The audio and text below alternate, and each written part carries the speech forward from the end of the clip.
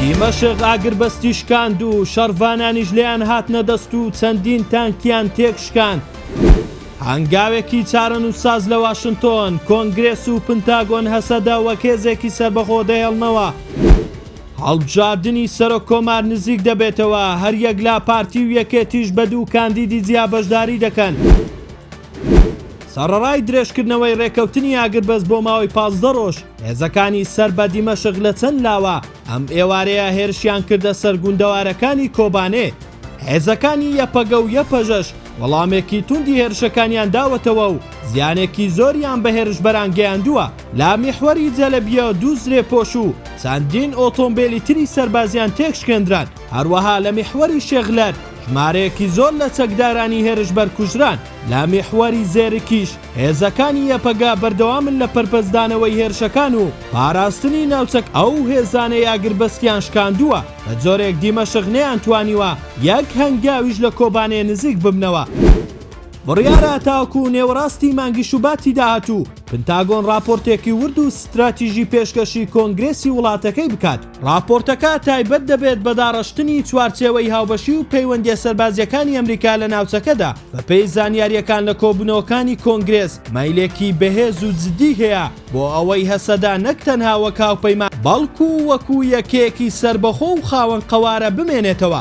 ئێستا مشتومڕە سەرەکیەکە لەسەرەوەیە کە ئایا تێکەڵبوونی ئەم هێزانە لە داهاتوودا لەسەر ئاستی تاک بێت یان وەک یەکەیەکی سربەخۆی ڕێکخراو. لێرەدا کۆنگرێس و پنتاگۆن زیاتر مەیلیان بەرەو پاراستنی سربەخۆی هێزە کوردیەکەیە. واشنتۆن لەسەر بنەمای ئەزموونی هەرێمی کوردستان سەیری دۆخەکە دەکەن. پێیان وایە هێشتنەوەی پێشمەرگە وەک یەکەیەکی سربەخۆ لە عێراقدا یەکێک بووە لە باشترین بڕیارە ستراتیژیەکانی ئەمریکا لە ڕۆژهەڵاتی ناوەڕاستدا. ئەم ئەزموونەش بووەتە پاڵنەڕێکی بەهێز بۆ ئەوەی هەمان مۆدێل بۆ پاراستنی هەسەدەش پێزنیار بکرێت.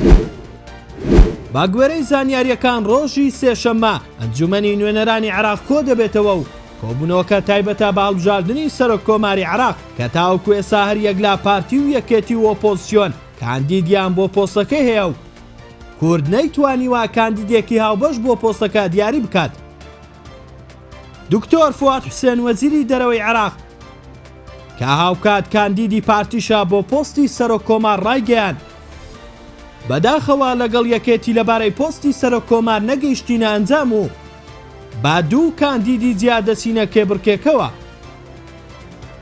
مەرجی پارتی ئەوەیە کەوا دەیەوێت کاندیدێک دابدرێت کەوا ڕەزامەندی ئەوانی لەسەر بێت. یەکێتیش جەخت لەسەر کاندیدکردنی نزار ئامێدی بۆ پۆستی سەرۆک کۆمار دەکاتەوە.